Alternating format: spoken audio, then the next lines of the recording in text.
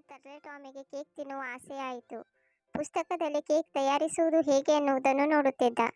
ಫ್ರಿಜ್ನಲ್ಲಿದ್ದ ಮೊಟ್ಟೆ ಹೊರ ತೆಗೆದ. ಹಿಟ್ಟಿನ ಬ್ಯಾಗನ್ನು ಬಿಚ್ಚಲು ಹೋಗಿ ಹಿಟ್ಟನ್ನೆಲ್ಲ ಚೆಲ್ಲಿದ.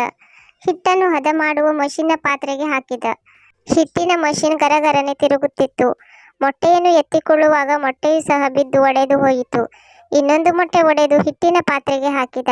ಮೊಟ್ಟೆಯು ಹಿಟ್ಟಿನೊಳಗೆ ಮಿಕ್ಸ್ ಆಯಿತು. ಹಿಟ್ಟನ್ನು ಕಷ್ಟಪಟ್ಟು ಟಿನ್ನೊಳಗೆ ಸುರಿಯುತ್ತಿದ್ದ. ಅರ್ಧ ಹಿಟ್ಟು ಮಾತ್ರ ಟಿನ್ನೊಳಗೆ ಸುರಿಯುತ್ತಿತ್ತು. ಹಾಗೋ ಹೀಗೋ ಮಾಡಿ ಪೂರ್ತಿ ಹಿಟ್ಟನ್ನು ಟಿನ್ನಿಗೆ ಸುರಿದ. ಫ್ರೂಟ್ಸ್ ಕಟ್ ಮಾಡಿ ಟಿನ್ ಬಳಿ ತೆಗೆದುಕೊಂಡು ಹೋದ ಮತ್ತು ಒಂದೊಂದಾಗಿ ಕೇಕ್ನ ಹಿಟ್ಟಿನ ಮೇಲೆ ಜೋಡಿಸುತ್ತಿದ್ದ. ಒಂದು ಪೀಸ್ ಹಣ್ಣನ್ನು ಬಾಯಿಗೆ ಹಾಕುವುದರಲ್ಲಿದ್ದ. ಮತ್ತೆ ಅದನ್ನು ಕೇಕ್ನ ಟಿನ್ನಿಗೆ ಹಾಕಿದ. ಟಿನ್ ತೆಗೆದುಕೊಂಡು ಹೋಗಿ ಓವನ್ ಒಳಗೆ ಹಾಕಿದ. ಸ್ವಲ್ಪ ಸಮಯದ ನಂತರ ಓವೆನ್ನಿಂದ ಕೇಕನ್ನು ತೆಗೆದ ಮತ್ತು ಒಂದು ಟೇಬಲ್ ಮೇಲೆ ಇಟ್ಟ. ಚಾಕುವಿನಿಂದ ಕೇಕ್ ಕಟ್ ಮಾಡಿದ. ಟಿವಿ ನೋಡುತ್ತಾ ಸೋಫಾದ ಮೇಲೆ ಕುಳಿತು ಕೇಕ್ ಅನ್ನು ತಿಂದು ಸವಿಯುತ್ತಿದ್ದ. ಫ್ರೆಂಡ್ಸ್, ಸಬ್ಸ್ಕ್ರೈಬ್ ಮಾಡಿ ಮತ್ತು ಒಂದು ಲೈಕ್ ಕೊಡಿ.